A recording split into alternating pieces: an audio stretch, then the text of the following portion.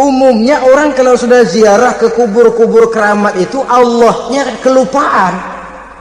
Itu yang dikhawatirkan merusak dan mengganggu akidah. Sehingga di awal-awal perkembangan Islam, Nabi pernah melarang orang ziarah kubur itu. Ziarah kubur bukan saja boleh, malah dianjurkan oleh Nabi.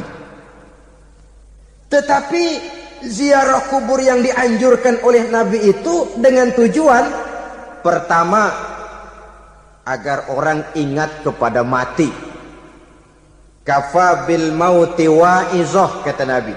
Cukup dengan mengingat mati menjadi pelajaran bagi kamu semua. Maka etikanya diajarkan, kalau saudara ziarah kubur sampai di depan pintu kubur itu kan, Assalamualaikum ya ahlal kubur wa inna insyaallahu bikum lahikun. Kami satu saat insya Allah pasti akan menyusul kamu. Kalau kamu sekarang berbaring di sini, satu saat kami akan berbaring di sini. Ziarah kubur mengingatkan orang kepada mati. Orang yang ingat kepada mati, gaya hidupnya lain dengan orang yang tidak ingat mati. Nah, orang kalau nggak ingat mati, gaya hidupnya nggak terkontrol. Kalau dia berkuasa, Fir'aun, itu nggak ingat mati. Kalau dia kaya, Korun. Sudah gambarannya nggak merupakan gambaran-gambaran yang baik. Orang yang ingat mati, dia berkuasa, dia berlaku adil. Satu saat saya akan mati dan ini akan dimintakan pertanggungan jawab. Orang kaya ingat mati, dia akan jadi pemurah. Kenapa? Kalau saya diberikan ilmu, pertanyaan akhirat cuma satu, ilmumu kau amalkan untuk apa?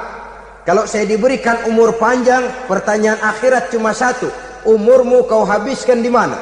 Tapi jikalau saya diberikan harta, pertanyaan akhirat ada dua, hartamu kau dapat dari mana, kau belanjakan kemana? Depannya ditanya, belakangnya ditanya, dapat dari mana, dibelanjain kemana? Sebab dua-duanya berkaitan dengan kegiatan. Kadang-kadang dapatnya dari jalan yang baik, tapi keluarnya ke tempat yang tidak baik, itu pun tidak betul. Atau dapatnya dari yang tidak baik, tapi dibelanjakan untuk yang baik, itu pun tidak bisa diterima. Oleh karenanya, dengan mengingat mati, gaya hidup seseorang jadi terkontrol karenanya. Yang kedua, dianjurkan kita untuk berziarah kubur itu mendoakan orang-orang yang sudah meninggal. Mal mayyitu fi qabrihi illa kal gharikil mutaghawis, kata Nabi. Orang yang sudah meninggal itu di alam barzakhnya adalah seperti orang yang tenggelam di lautan, menunggu doa dari keluarganya yang masih hidup. Apakah itu anaknya, kemenakannya, cucunya, dan lain sebagainya. Adapun yang kalau kita ziarahi itu kuburnya orang-orang yang kita tahu merupakan orang soleh, orang yang berjiwa bersih, yang kita kenal ketakwaannya kepada Allah Subhanahu wa ta'ala, tidak ada salahnya kita bertabarruk, asal jangan dengan satu keyakinan bahwa dia secara mandiri bisa mendoakan kita. Dia hanya bisa melakukan itu hanya dengan izin Allah. Nah, umumnya orang kalau sudah ziarah ke kubur-kubur keramat itu Allahnya kelupaan. Itu yang dikhawatirkan merusak dan mengganggu akidah. Sehingga di awal-awal perkembangan Islam, Nabi pernah melarang orang ziarah kubur itu. Ini bisa kita simak dari hadis, kuntu nahaitukum an ziyaratil qabri fazuruha. Dahulu aku pernah melarang kamu untuk ziarah kubur. Adapun sekarang kalau mau ziarah, ziarahlah kamu. Kata-kata dulu aku pernah melarang kamu itu menggambarkan bahwa pada permulaan perkembangan Islam, nilai keimanan para sahabat masih rapuh, masih lemah, masih memerlukan pembinaan. Sehingga kalau mereka sering ke kubur, dikhawatirkan mereka minta kepada kubur. Nah, tetapi tatkala nilai keimanannya sudah mapan, sudah kuat, kata Rasul, fazuruha, Adapun sekarang kalau mau pergi berziarah, ziarahlah kamu. Saudara hadirin yang saya muliakan, jadi jangan melupakan Allah. Saya bisa saja berkata, kalau saya misalnya pakai cincin, lalu saya bilang, saya sejak pakai cincin ini, jangan anak gadis, nenek-nenek ngelihat saya lemes. Atau sejak pakai cincin ini, dagangan laris bener. Cincin itu yang menggelincirkan akidah. Untuk tidak tergelincir, orang harus tidak melupakan Allah. Dia bisa berkata, alhamdulillah, Allah memberikan keistimewaan kepada batu cincin saya. Batu cincinnya tidak apa-apa, Allah yang memberikan keistimewaan. Ini dalam bentuk yang langsung. Dalam bentuk yang tidak langsung kita bisa lihat, misalnya kalau petani ditanya, oh ini bisa panen besar ini rahasianya apa Pak? Oh, pupuk urea. Pupuk urea. Nah, Allah nomor 16. Seorang petani yang baik keimanannya, dia akan berkata, kami bisa panen besar karena izin Allah.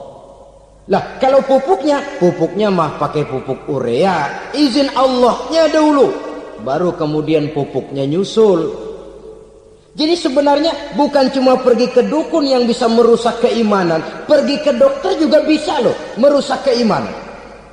Kalau berkeyakinan bahwa dokter itulah yang memberikan sembuh, kenapa akidah saudara tidak tergelincir karenanya? Dokter hanya memberikan obat dan resep, sembuh itu datangnya dari Allah. Ini yang diungkapkan lewat lisan Nabi Ibrahim alaihissalam, wa idza maridtu fahuwa yashfini. Apabila aku sakit, dialah Allah yang memberikan sembuh. Memberikan sembuh. Jangan juga menyalahartikan ayat ini. Ada ayat begini sakit terus nekat. Udah nggak usah berobat dah, memang penyakit dari Tuhan, ntar waktunya baik ya baik dah. Udah ampek terus dah. Orang yang berobat saja belum tentu sembuh, apalagi yang tidak berobat. Sama juga orang nggak sembahyang kita ajakin ngotot, lo juga yang sembahyang belum tentu masuk surga katanya. Lah yang sembahyang belum tentu masuk surga, bagaimana cengoran lo yang nggak sembahyang?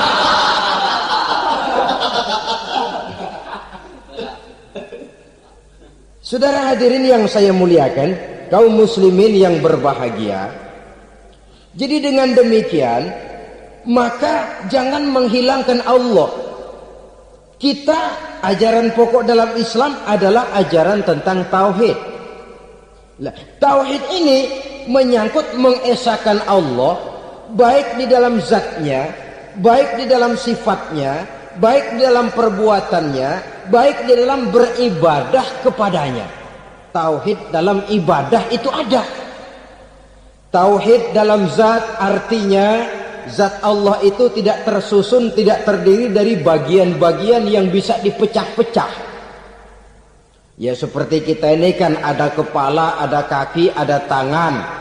Allah tidak tersusun zatnya dari bagian-bagian. Esa zatnya tidak bisa dibagi-bagi. Esa sifatnya artinya Allah itu sifatnya tidak pernah berubah. Sejak dahulu sampai sekarang Allah itu cinta kepada orang beriman yang melakukan kebaikan. Dan Allah benci kepada orang kufur yang melakukan kejahatan. Mustahil satu saat Allah berubah.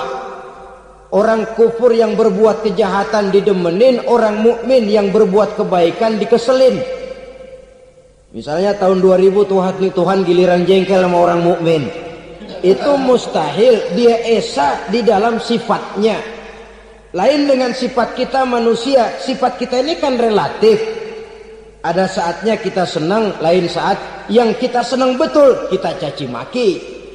Hari ini kita caci maki, besok kita puji. Lihat teman kaya, Habis kita omongin, boleh jadi dia kaya. Kenapa? Dukunnya 36. Begitu kita habis caci maki begitu, dia datang ngasih duit sama kita. Cacian itu bisa berubah menjadi pujian. Lu ya emang bukan main dah. Sifat kita itu relatif, bisa terpengaruh oleh situasi dan kondisi.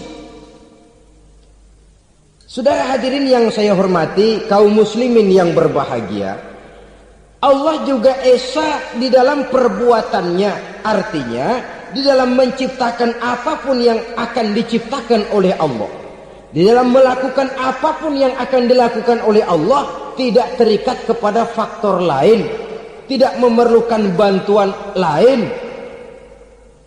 Dia adalah mutlak. Nah, kemudian kita mengesahkan Allah dalam zatnya, mengesahkan Allah dalam sifatnya, mengesahkan Allah dalam perbuatannya. Belum tentu berarti kita mengesahkan Allah dalam ibadahnya. Sebab banyak orang yang yakin betul Allah itu esa, teguh dengan pendiriannya. Tuhan lu siapa? Allah. Allah bagaimana? Esa. Bagaimana kalau 2? Kagak. 3? Enggak. Mantap. Soal tahlil paten. Tapi dalam ibadah kadang-kadang dia tidak mentauhidkan Allah. Ini makna wa ma umiru illa liya'budullaha mukhlisin. Kami tidak memerintahkan kepadamu kecuali untuk beribadah kepadaku, kata Allah, dengan ikhlas. Beribadah kepada Allah dengan ikhlas itu artinya apa? Beribadah hanya untuk Allah saja. Nah, kalau hanya untuk Allah saja, lalu kita minta berdoa di depan kuburan orang yang soleh, apa syirik? Tidak syirik. Kalau kita berkeyakinan bahwa orang tempat kita memanjatkan doa itu hanya bisa mendoakan kita dengan izin Allah. Dia sendiri tidak punya kekuasaan apa-apa. Tanpa izin Allah, dia tidak bisa berbuat apa-apa. Itu tidak menyebabkan orang menjadi syirik. Sama saja dengan kalau saya berkata tadi, alhamdulillah Allah telah memberikan keistimewaan kepada batu cincin saya. Apa salahnya Allah memberikan keistimewaan kepada benda-benda mati? Allah memberikan keistimewaan kepada Hajar Aswad, benda mati. Allah memberikan keistimewaan kepada Masjidil Haram, benda mati. Allah memberikan keistimewaan kepada Ka'bah, benda mati. Orang tawaf keliling Ka'bah, sembahyang di Masjidil Haram, sujud menghadap kepada Ka'bah. Apakah jadi syirik? Tidak. Kita tidak menyembah Ka'bahnya, kita menyembah yang punya Ka'bah itu. Nah, di sini kita lihat bahwa fungsi Ka'bah hanya merupakan wasilah. Tapi kalau Allahnya kita hilangkan, jadilah kita penyembah batu. Hanya saja batu itu berbentuk 4 bernama Ka'bah.